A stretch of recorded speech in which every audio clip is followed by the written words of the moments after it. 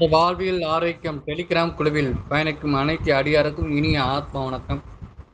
சிறப்பு விருதாக இருந்திருக்கும் திருமதி ஜெயலட்சுமி அம்மா அவர்களை நமது குழுவின் சார்பாக வருக வருக என அன்புடன் வரவேற்கிறேன். இன்றைய வகுப்பு அடுத்த தலைமுறை எதை நோக்கி? மதுரையிலிருந்து. நன்றி அம்மா. ஸ்டார்ட் பண்ணிக்கோங்க.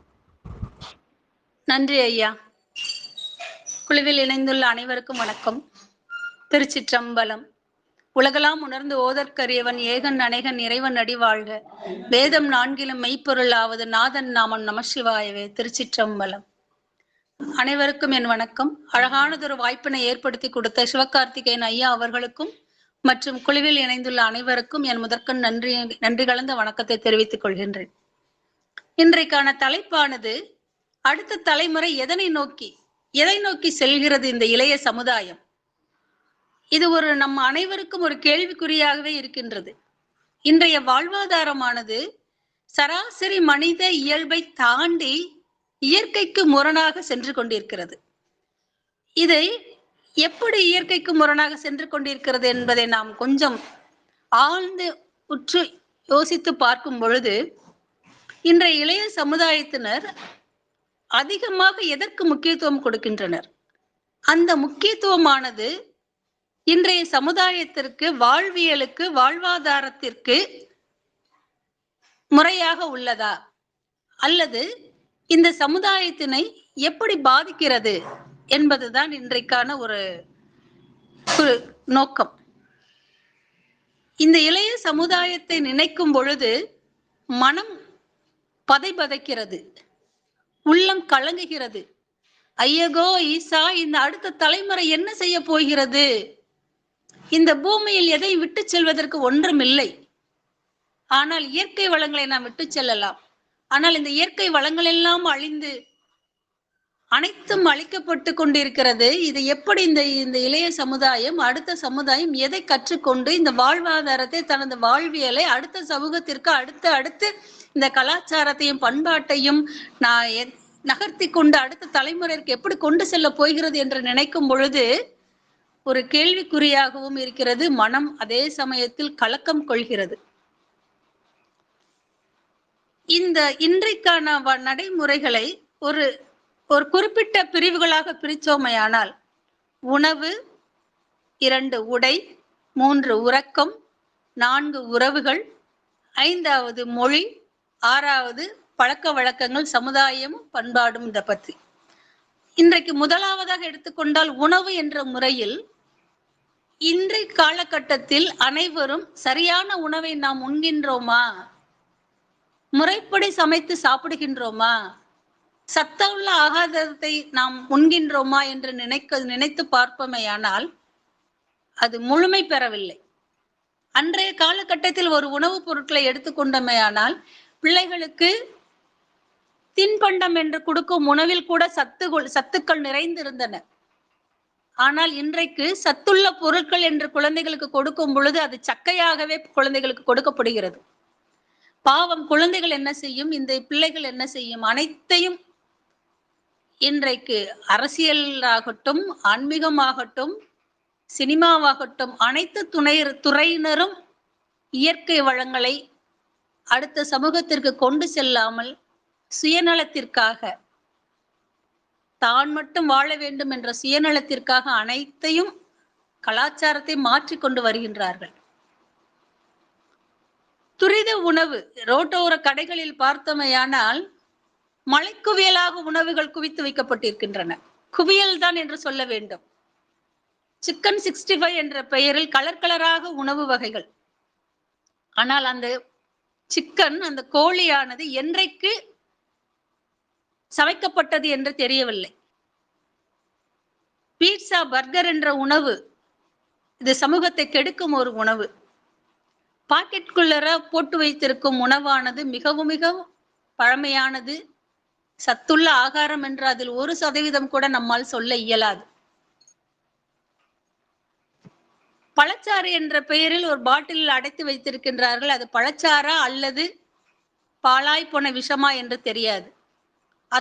அதை வாங்கி குழந்தைகளுக்கு கொடுக்கின்றார்கள். இது அறியாமையா அல்லது நாகரிகம் என்ற பெயரில் செய்கின்றார்களா அல்லது வேற வழி இல்லை என்ற பெயரில் மக்கள் இந்த வழியில் செல்கின்றார்களா என்று தெரியவில்லை.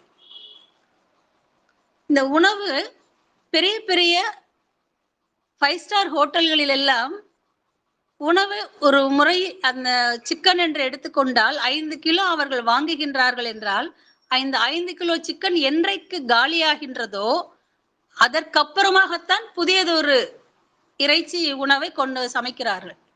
அது எத்தனை ஒரு நாள் ஆனாலும், ஒரு வாரம் ஆனாலும், 10 நாட்கள் ஆனாலும் அந்த முதல் கொண்டு வந்த உணவானது தீர்ந்த பின்புதான் அடுத்த உணவு சமைக்கப்படுகிறது. சற்று யோசித்து பார்ப்போமே, ஒரு விடுதியில், ஒரு ஹோட்டலில் 100 வகையான உணவுகள் சமைக்கப்படுகிறது என்றால் இது சாத்தியமா? எங்கிருந்து வருகிறது? இந்த உணவுகள் எல்லாம் ஒரு வாரத்திற்கு முன்பே அனைத்தும் செய்து தயார் நிலையில் வைக்கப்பட்டு விடுகின்றது. தேவைப்படும் பொழுது சூடுபடுத்தி அதனை கொடுக்கின்றார்கள்.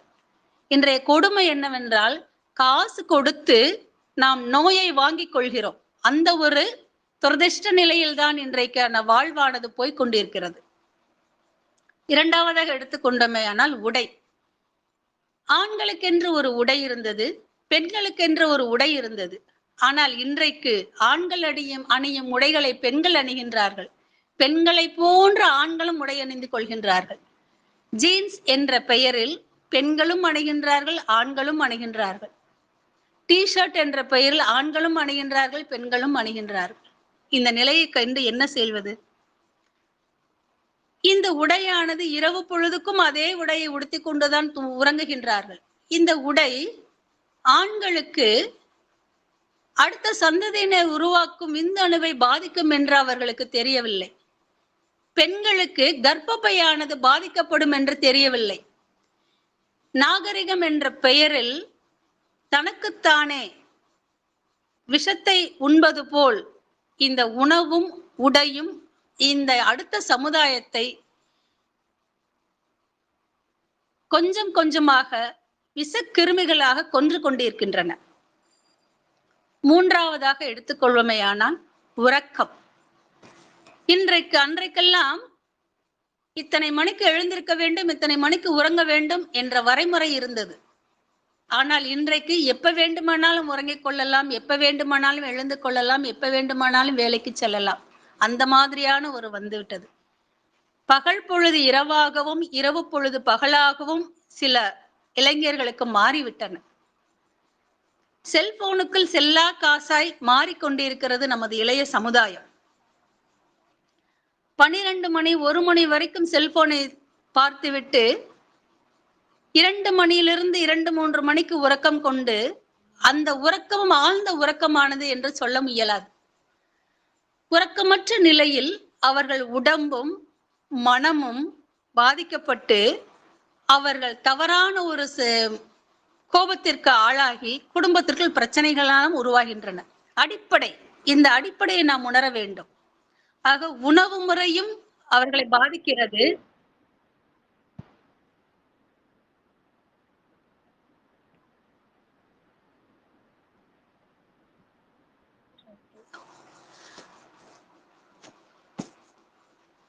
உணவு முறையும் அவர்களை பாதிக்கிறது, உடையும் அவர்களை பாதிக்கிறது, உறக்கமும் அவர்களை பாதிக்கிறது.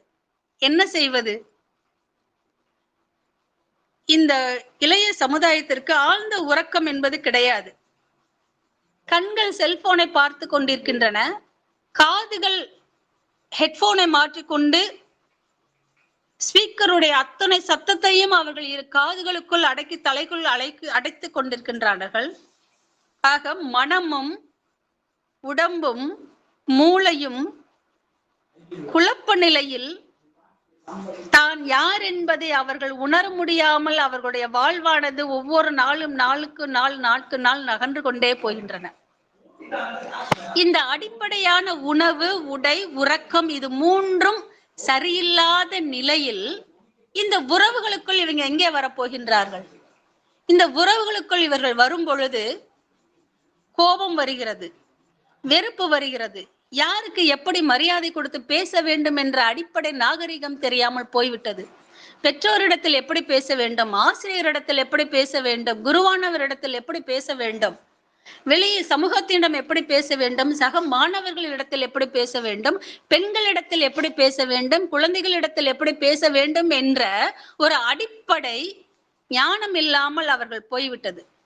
அந்த ஞானம் இல்லாமல் போவதற்கு காரணம் இந்த பழக்க வழக்கங்கள் தான்.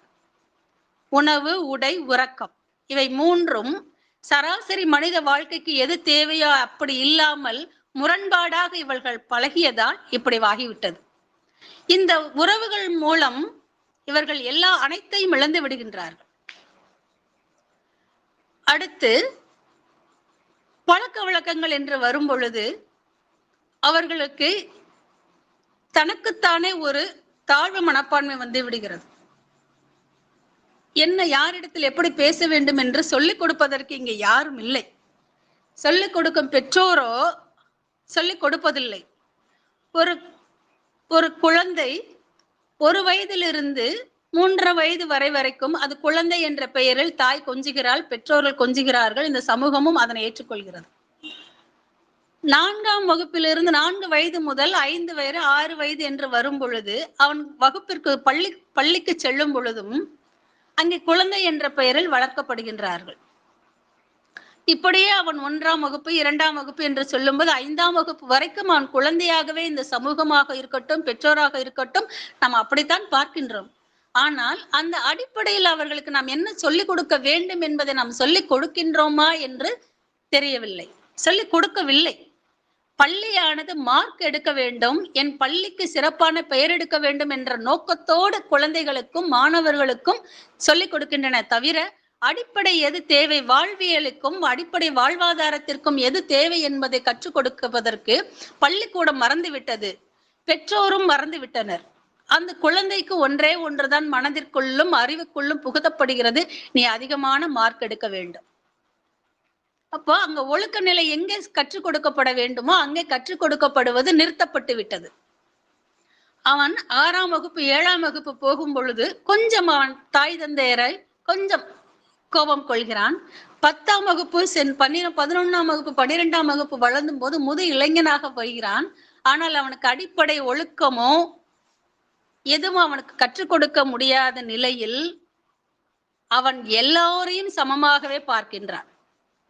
யாரிடத்தில் எப்படி பேசுவதென்று தெரியா நிலையில் அவர்கள் இன்றைய இளைய சமுதாயம் நிற்கின்றது. பெற்றோருக்கு தெரியாமல் ஏதோ ஒன்றில் செல்போனுக்குள் ஏதோ ஒரு பிரச்சனைகள் மாட்டிக்கொண்டு அந்த பிரச்சனைக்கு தீர்வு காண முடியாமல் அவன் எதையோ செய்து தன்னைத்தானே பாதிப்புக்கு உள்ளாக்கி கொண்டு இந்த சமுதாயத்தில் சராசரி மனித வாழ்வின் சந்தோஷத்தை இழந்து தனக்குள் புதைந்து புதைந்து போய்கொண்டிருக்கின்றார்கள் இன்றைய இளைய சமுதாயத்தினர். இதை நினைக்கும் பொழுது மனம் வேதனைக்கு உள்ளாகின்றது. இதை தாண்டி பெற்றோர்களிடத்தில் சொல்லும் பொழுது உங்கள் குழந்தைகளுக்கு தமிழ் மொழியை கற்றுக் கொடுங்கள் என்று சொல்லும் பொழுது அவர்கள் என் குழந்தைக்கு தமிழ் தெரியாது என்பதை பெருமையாக சொல்லுகின்றார்கள். ஒரு குழந்தையிடம் கேட்டு தமிழை வாசிக்க தெரியுமா என்று கேட்கும் பொழுது இல்லை இல்லை, நான் CBSE சிலபஸில் படித்துள்ளேன், எனக்கு தமிழ் வாசிக்க தெரியாது என்று சொல்கிறது. வெட்கக்கேடான ஒரு விஷயத்தை, வேதனைக்குள்ளான ஒரு விஷயத்தை பெருமையாக இந்த சமுதாயம் பிரதிபலிக்கிறது. எது வெட்கக்கேடான விஷயம்? எனக்கு தமிழ் மொழி தெரியாது என்பது வெட்கக்கேடான ஒன்றை எனக்கு தமிழ் தெரியாது என்று பெருமையாக சொல்லுகின்றார்கள். தமிழ் என்ற ஒரு மொழி தெரிந்தால் மட்டும்தானே என் கலாச்சாரத்தை, என் பண்பாட்டை நான் புத்தகத்தின் வடிவாக நான் படித்து அடுத்த தலைமுறையினருக்கு நான் கொண்டு செல்ல முடியும். எதுவும் பெருமையான விஷயங்களை தவறான முறையில் புகுத்தப்பட்டு விட்டதனால் இந்த மொழியும் அடுத்த தலைமுறையினருக்கு சிறப்பாக சரியான முறையில் கொண்டு செல்லவில்லை. எது பெருமை என்று இன்றைய சமூகத்திற்கு தெரியவில்லை.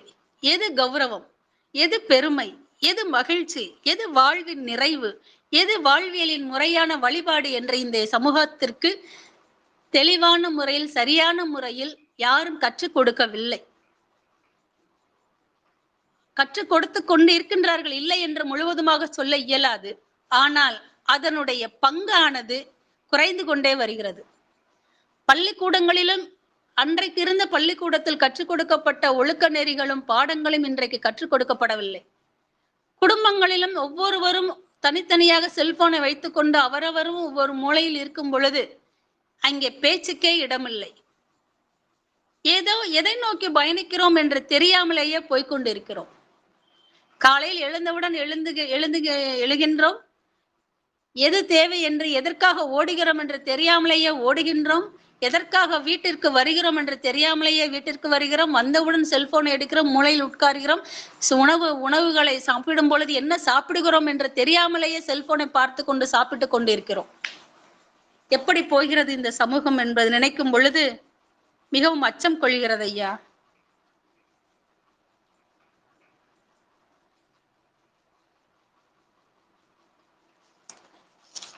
இந்த பூமியில் அடுத்த சமூகத்திற்கு என்ன மிச்சம் இருக்கிறது? இயற்கை வளங்கள் எல்லாம் அழிக்கப்பட்டு வருகின்றன. கோயில்கள் எல்லாம் இடிக்கப்பட்டு வருகின்றன. அனைத்து இயற்க வேண்டிய அத்தனை இடங்களிலும் மின்சார கம்பிகள் தான். நீங்க நிமிர்ந்து அண்ணார்ந்து பார்ப்போமே, ஆனால் வெறும் மின்சார கம்பிகள் இங்கும் அங்கும் இங்குமாக ஒரே கம்பிகளாக தெரியும். இந்த கம்பிகள் எல்லாம் இருக்கும் பொழுது எங்கே இந்த பறவைகள் எங்கே வரும்? இந்த பறவைகள் இல்லாத மரம் எங்கே இருக்கும்? மரத்தை எல்லாம் வெட்டின பின்பு இந்த பறவைகள் எங்கே வந்து இருக்கும்? இந்த பறவைகளின் ஒளியை இந்த இளைய சமுதாயம் என்றைக்கு அனுபவிக்க போகிறது? இதற்கு முன்பு ஒலித்த பறவைகளின் கூக்குரலை எல்லாம் நாம் கேட்டிருப்போம். அழகானது குயில்களின் குரல்களை எல்லாம் கேட்டிருப்போம். ஆனால் இன்றைக்கு மரமும் இல்லை, மரத்தில் இருக்கும் பறவைகளும் இல்லை. பறவைகள் இல்லாதனால் அதன் ஒளி ஓசைகளும் மறைந்து விட்டது. இதுவெல்லாம் எங்கே போய் முடிய போகிறது என்று தெரியவில்லை. குடும்ப உறவு முறைகள் என்று வரும் பொழுது அங்கே ஒவ்வொரு குடும்பத்திலும் ஒரு குழந்தைகள் மட்டுமே இன்றைய காலகட்டத்தில் இருக்கின்றன. இந்த எதிர்காலத்தில் அண்ணன் தம்பி என்ற உறவு இல்லாமல் போய்விடுகிறது. அக்கா தங்கை என்ற உறவு இல்லாமல் போய்விடுகிறது. அண்ணன் தம்பி என்ற உறவு இருந்தால்தான் தம்பி உடையான் படைக்கு அஞ்சான் என்கின்ற பழமொழி பொய்மையாக போய்விட்டது. அதன் பலம் தெரியவில்லை, உறவுகளின் பலம் தெரியவில்லை. அந்த குழந்தையானது தன்னந்தனியாக ஒற்றை குழந்தையாக வளரும் பொழுது மற்ற உறவுகளின் உறவு முறைகளை பற்றி அதற்கு தெரிந்து கொள்ள தெரியவில்லை. தனக்குள் ஒரு தம்பியோ தங்கையோ இருக்குமானால் அந்த தம்பியின் மூலம் காலகட்டத்தில் உறவுகள் தொடரும் பொழுது அங்கே அத்தை, மாமா, சித்தி, சித்தப்பா, பெரியப்பா, சித்தப்பா என்ற உறவுகள் வரவும், அத்தைமார்களிலிருந்து அத்தை மகன், மாமன் மகன் என்ற உறவு வரும். மாமன் மகனை நாம் எப்படி அழைக்க வேண்டும், அத்தை மகனை நாம் எப்படி அழைக்க வேண்டும், தன் அண்ணன் மனைவி எப்படி அழைக்க வேண்டும் என்ற அழைப்புதலுக்கு பெயர் தெரியாமலேயே போய்விடப் போகிறது. அண்ணன், தங்கை, அக்காள், சித்தி, சித்தப்பா, பெரியப்பா, நாத்தனார், மாமனார், மாமியார் என்ற உறவு முறைகளுக்கு பெயர் தெரியாமலேயே என்ற இந்த இளைய சமுதாயம் சென்று கொண்டிருக்கிறது. எதை நோக்கி செல்கிறது என்று நினைக்கும் பொழுதே மனம் பதைக்கிறது.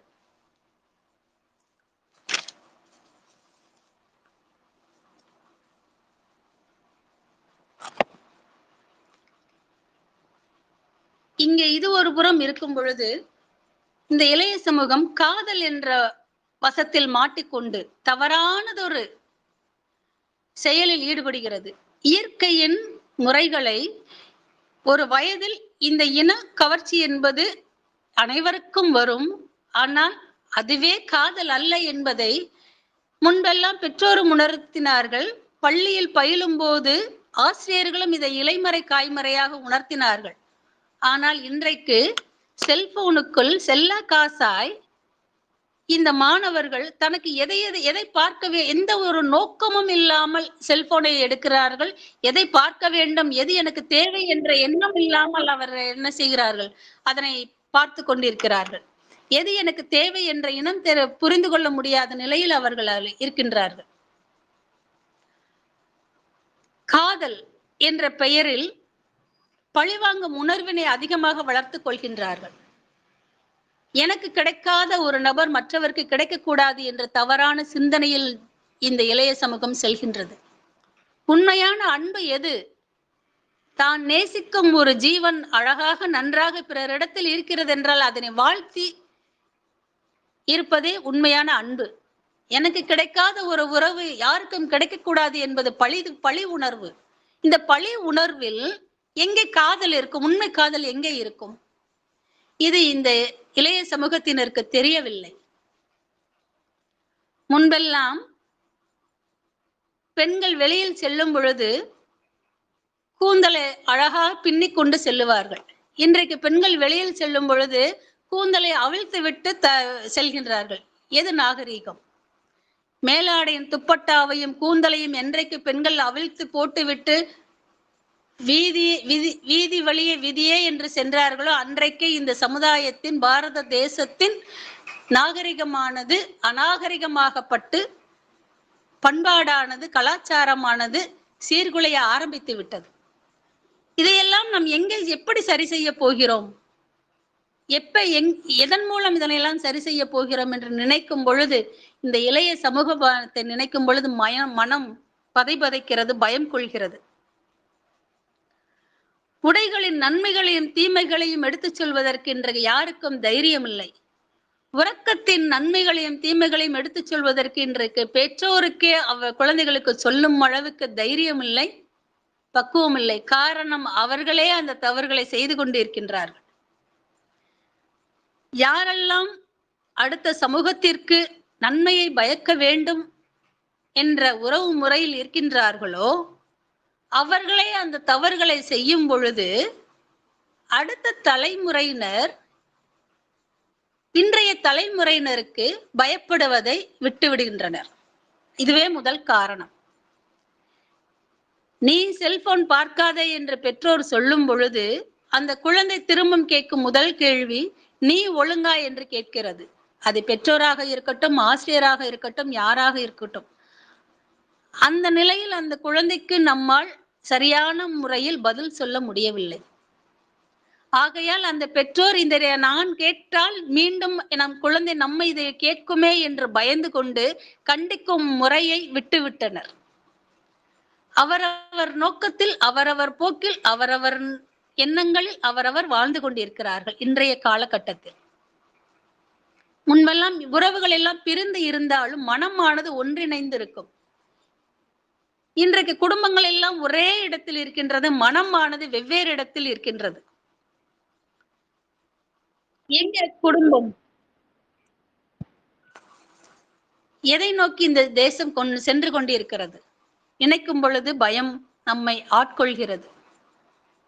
ரோட்டோரங்களில் பார்க்கும் பொழுது அத்தனை வாகனங்கள், அத்தனை பேரும் வேக வேகமாக செல்கின்றார்கள். எதை நோக்கி செல்கின்றார்கள்? இந்த மனித வாழ்வானது உடம்பிற்கும் உயிருக்கும் தொடர்பு இருக்கும் வரைக்கும் தான் இந்த உடம்பானது செயல்பட்டு கொண்டிருக்கும். உணவு உண்ணாமல், சரியான உறக்கம் இல்லாமல் நீ எதை தேட செல்கின்றாய்? பணத்தை தேட செல்கின்றாய். இந்த பணமானது எதற்கு உனக்கு உதவ போகிறது? நீ உண்பதற்கும் உறங்குவதற்கும் தானே உனக்கு இந்த பணம் தேவை. ஆனால் அதை இரண்டையுமே விடுத்து விட்டு நீ எதை தேட போகின்றாய்? இந்த பணத்தை வைத்து நீ என்ன செய்ய போகின்றாய்? அவர்களுக்கே தெரியவில்லை எதை நோக்கி செல்கிறோம் என்று. எழுகின்றோம், வேலைக்கு செல்கின்றோம், வருகின்றோம், செல்போன் பார்க்கின்றோம், இரவு 12 மணி ஆகிவிட்டது, உறங்குகின்றோம், மறுநாள் எழுகின்றோம். இப்படியானதாகத்தான் இன்றைக்கு வாழ்வியலின் வாழ்வானது சென்று கொண்டிருக்கிறது. இளைஞர்களிடத்தில் சென்று ஏதேனும் ஒன்றை கேட்போமையானால் அவர்களுக்கு தெளிவானது ஒரு பதிலை அவர்களுக்கு சொல்ல தெரியவில்லை. நம் வாழ்வியலின் வாழ்வாதாரம் என்னவென்று கேட்டால் அவர்களுக்கு தெரியவில்லை. தமிழ் மொழியின் சிறப்பு என்னவென்று கேட்டால் அவர்களுக்கு எதுவும் தெரியவில்லை.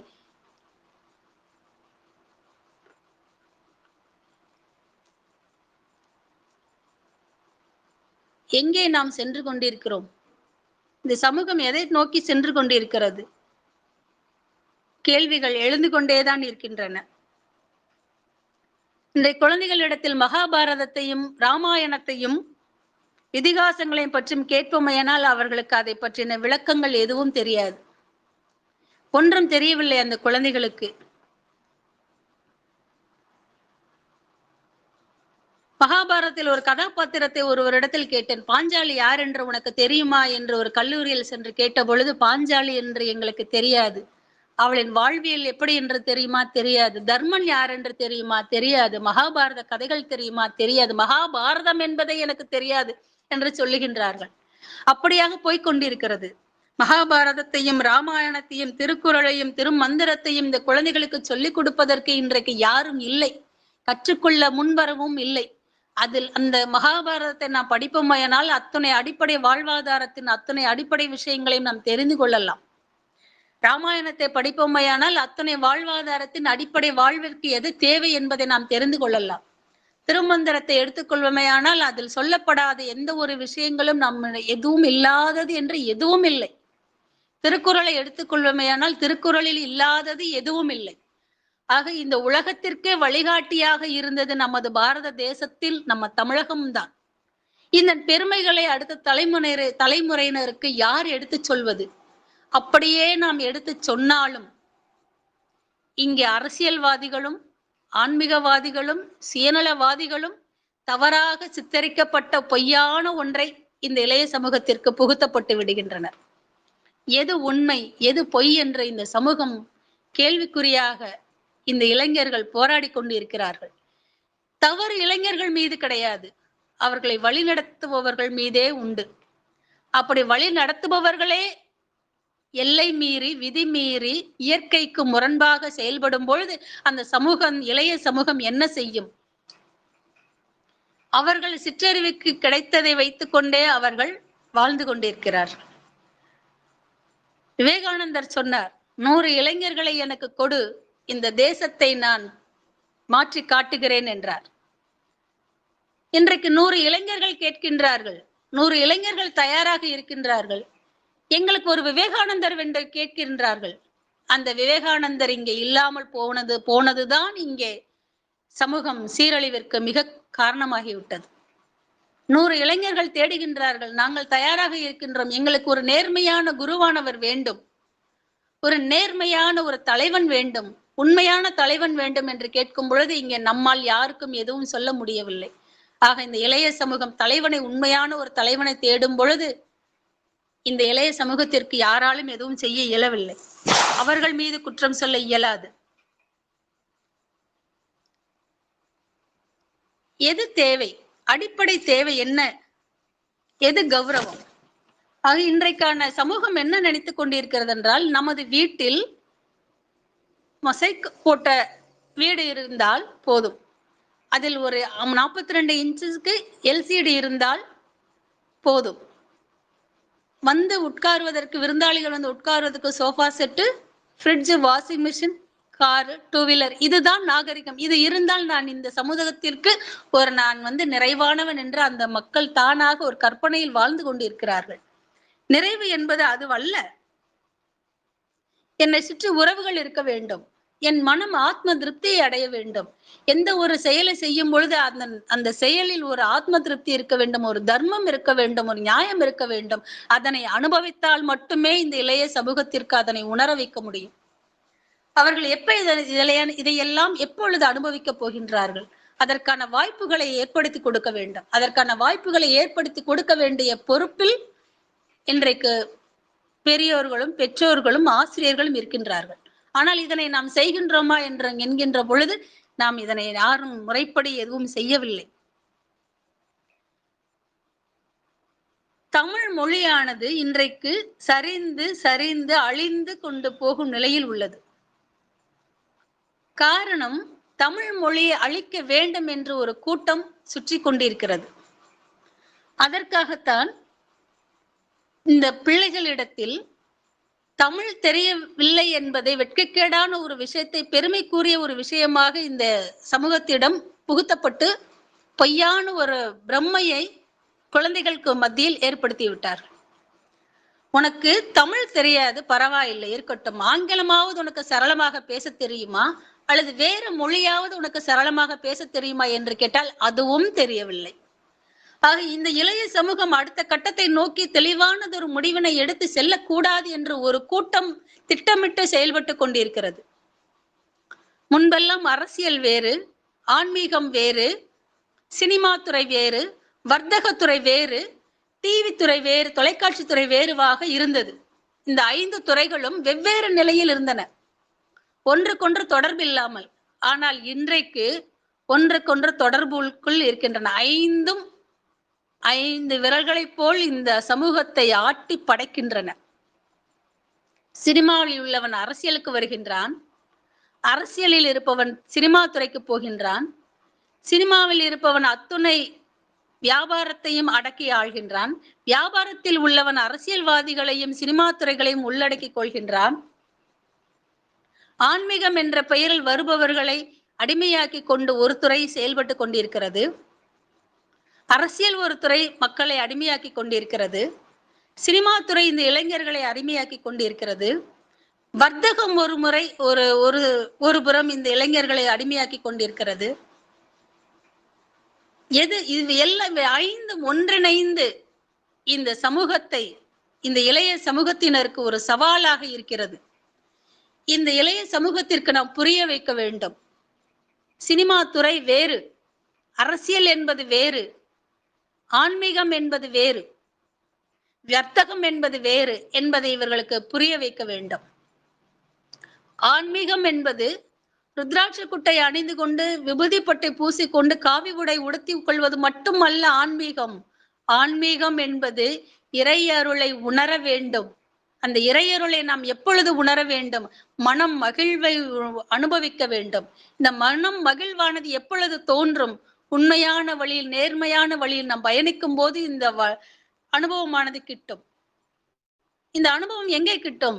தர்மம் செய்யும் பொழுது, தானம் செய்யும் பொழுது, நேர்மையான வழியில் நான் நடக்கும் பொழுது, இந்த தேசத்திற்கு நாம் ஏதோ ஒன்று செய்யும் பொழுது, இந்த சமூகத்திற்கு ஏதோ ஒன்று செய்யும் பொழுது, இந்த ஏழைகளுக்கு ஏதாவது செய்யும் பொழுது, என் குடும்ப உறவுகளுக்கு ஏதாவது ஒரு செய்யும் பொழுது மனதிற்குள் ஒரு ஒளி அழகாக மின்னும். அந்த ஒளிதான் இறைவன். அந்த இறைவனை அனுபவித்துதான் ஆன்மீகம் என்பது நாம் இளைய சமூகத்திற்கு புரிய வைக்க வேண்டும்.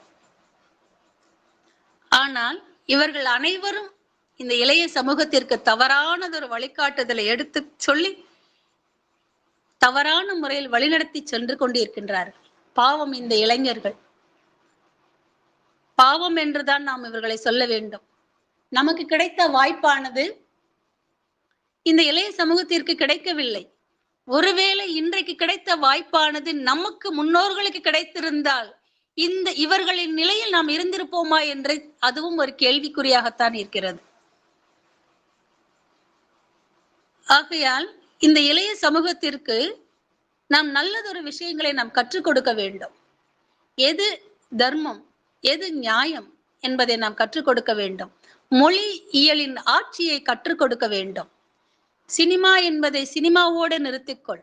அவன் கூத்தாடி சம்பாதித்து அவன் கோடீஸ்வரனாக ஆகி கொண்டிருக்கின்றான். நாம் தெருக்கோடியில் நின்று கொண்டிருக்கின்றோம். நாம் தெருக்கோடியில் நின்று கொண்டிருக்கும் இந்த பணத்தை வர்த்தகத்துறை ஒரு புறம் வாங்கி கொண்டிருக்கிறது. சினிமா துறை நம்மிடமிருந்து உறிஞ்சி கொண்டிருக்கிறது. இயற்கை ஒரு புறம் உறிஞ்சி கொண்டிருக்கிறது. ஆகையால் சினிமா என்பது வேறு, வர்த்தகம் என்பது வேறு, அரசியல் என்பது வேறு, ஆன்மீகம் என்பது வேறு என்பதை இந்த இளைய சமூகத்திற்கு சொல்லிக் கொடுக்க வேண்டும், கற்றுக் கொடுக்க வேண்டும். அந்த கடமையை நாம் ஒவ்வொருவரும் செய்ய வேண்டும். இவர்களுக்கு எப்படி இதையெல்லாம் சொல்லி எப்படி இந்த சமூகத்தை நாம் சீர்தூக்கி நிற்க வைக்க போகிறோம் என்று தெரியவில்லை. மொழியின் சிறப்பியலை குழந்தைகளுக்கு சொல்லிக் கொடுக்க வேண்டும். தமிழ் மொழியின் மீது பற்றுதலை சொல்லிக் கொடுக்க வேண்டும். ஔவையின் ஆத்திச்சூட்டியை சொல்லிக் கொடுக்க வேண்டும். பாரதியின் ஓடி விளையாடு பாப்பா என்ற பாடலை கற்றுக் கொடுக்க வேண்டும். சிவநாமம் என்பது இறைவனை அடைய வேண்டும் என்பதற்கு நாம் யாகங்களோ பூஜைகளோ புனஸ்காரங்களோ என்று செய்ய வேண்டிய அவசியம் கிடையாது. இறைநாமத்தை நம் நாவில் சொல்லிக் கொண்டாலே போதும் என்பதை அடுத்த சமூகத்திற்கு நாம் ஒவ்வொன்றாக சொல்லிக் கொடுக்க வேண்டும். இறைநாமத்தை நாம் ஒவ்வொன்றாக ஏதோ ஒரு நாமம், எந்த நாமமாக இருக்கட்டும், அது அல்லாவின் நாமமாக இருக்கட்டும், இயேசுவின் நாமமாக இருக்கட்டும், அல்லது சிவநாமமாக இருக்கட்டும், விஷ்ணு நாமமாக இருக்கட்டும், ஏதோ ஒரு நாமத்தை இந்த நாவால் உச்சரித்து நாம ஜபம் செய்யும் பொழுது அந்த இறையருளை நாம் நிச்சயமாக பெற முடியும். அந்த இறையருளை நாம் பெறும் பொழுது நமது வாழ்வானது மிகவும் சீர்படும். அந்த வாழ்வானது சீர்படும் பொழுது நம்மை யாரும் வழிநடத்தவில்லை என்றால் கூட அந்த இயற்கையும் அந்த பிரபஞ்சமும் நம்மை அழகானது ஒரு நிலையில் இந்த இளைஞர்களை வழி நடத்தும். அதற்கு இறைநாமத்தை நாம் நம் வாயால் நாவால் தினமும் சொல்ல வேண்டும். அதை நாம் குழந்தைகளுக்கு கற்றுக் கொடுக்க வேண்டும். உணவு ஊட்டும் பொழுதே சிவநாமத்தை சொல்லிக் கொடுக்க வேண்டும். உணவு ஊட்டும் தண்ணீர் கொடுக்கும் பொழுது ராமநாமத்தை சொல்லிக் கொடுக்க வேண்டும். தண்ணீர் அவர்களுக்கு பசிக்கும் பொழுது ஏதோ ஒண்ணு ஊட்டும் பொழுது எப்படி 3 வேளை உணவுகளை ஊட்டிக் கொண்டு இருக்கின்றோமோ அது போன்ற இறைநாமத்தையும் அவர்களுக்கு காதில் நாம் சொல்லிக்கொண்டே இருக்கும் பொழுது இந்த இளைஞர்கள் இந்த அழிவின் பாதையை நோக்கி சென்று கொண்டிருக்கும் பாதையிலிருந்து அவர்கள் மீட்டெடுக்கப்பட்டு இந்த பிரபஞ்ச சக்தி கொண்டு அவர்கள் மீண்டும் இந்த பூமியில் அழகானதொரு வாழ்க்கையை வாழ்வார்கள், வாழ முடியும் என்று சொல்லி இந்த இளைய சமூகத்தை இயற்கையிடம் இருந்தும் பல துயரங்களில் இருந்தும் இந்த இளைய சமூகத்தை நாம் காக்கும் பொறுப்பில் இருக்கின்றோம். அதற்கு இறைநாமத்தை குழந்தைகளுக்கு கற்றுக் கொடுப்போம், கற்றுக் கொடுக்க வேண்டும் என்று அனைவரும் வேண்டிக் கொண்டு வாய்ப்பளித்தமைக்கு நன்றி கூறி விடைபெறுகிறேன். நன்றி, நன்றி, நன்றி.